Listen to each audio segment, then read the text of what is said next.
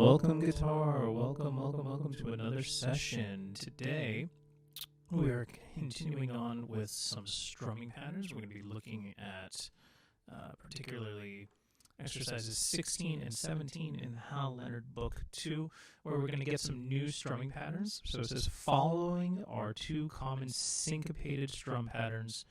Practice these with various chords, right? And so we just learned about these different syncopated rhythms. Exercise 13, for example, 1 and 2 and 3, right? And then we're going to miss the and, or we're going to miss 2, and that's going to give us that syncopated feeling. 1 and 2 and 3, 4.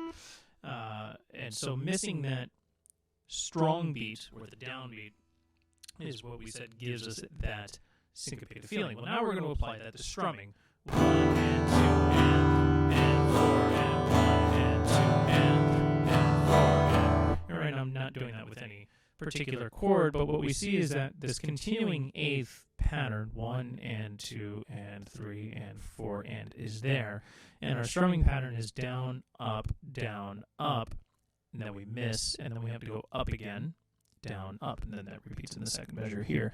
Now, the thing to notice is that where it says miss, we had a down strum on the end of 2, we miss, and then we have, we had an up strum on the end of 2, then we miss, then we have another up strum on the end of 3. So we need an imaginary strum right here to get our hand back in position, right? Because it doesn't make sense if we strum up and then we have to go up again. There's no more guitar, right? So down, up.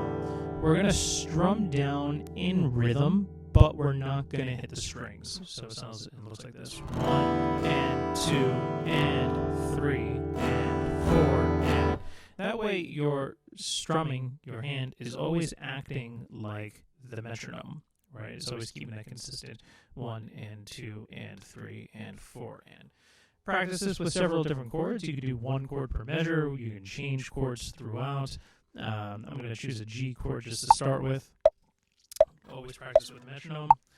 2, here's 16.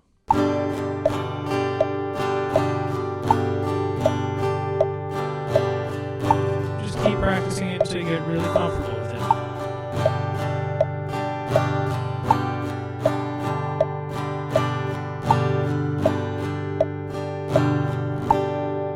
You can try it with another chord, right? I'll do this with C, for example.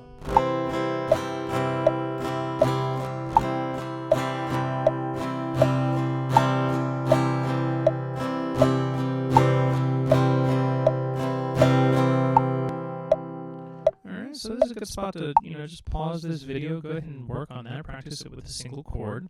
Because the next thing I would try is I would do one chord on measure 1, and I would switch to another chord on measure 2, pretend like we have an infinite amount of repeats, and go back and forth. So this time I'll play the G chord, and then in measure 2 I'll switch to the C chord, and I'll practice going back and forth between the two of those. 1, 2, here it is.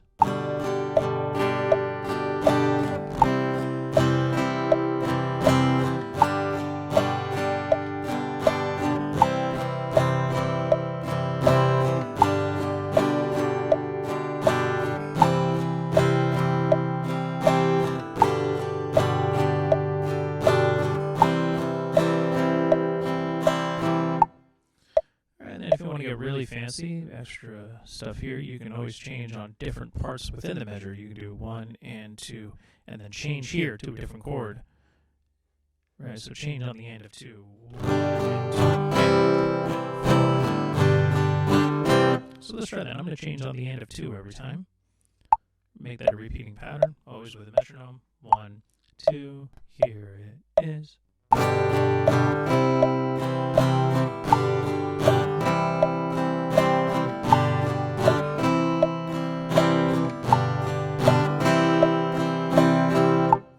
Now, the thing you should be noticing throughout there is that the right hand, or the strumming hand, whichever your strumming hand is, it's always saying the same. It's acting like a metronome. It's doing consistent eighth notes.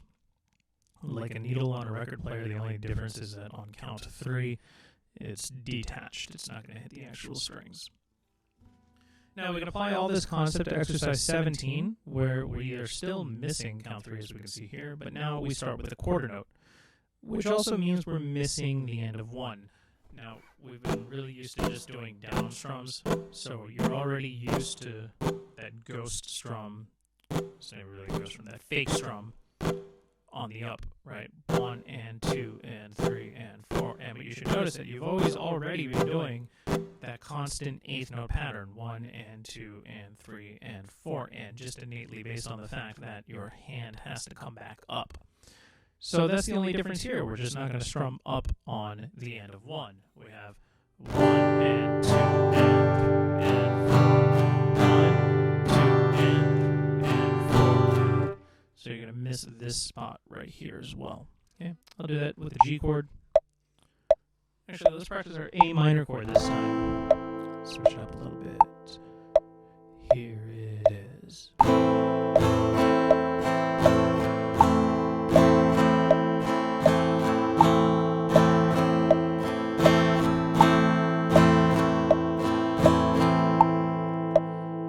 Let's throw on our E major chord there that we've done. I'm going to do that on measure 2, so I'm going to go back and forth between the A minor chord and then I'm going to go to the E major. Here it is.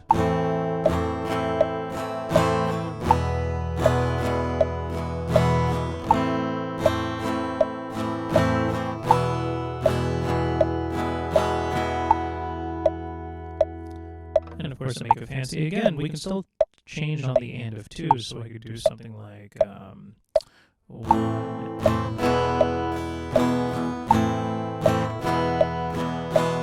So still using A minor E, just switching to E on the end of 2. 1, 2, here it is.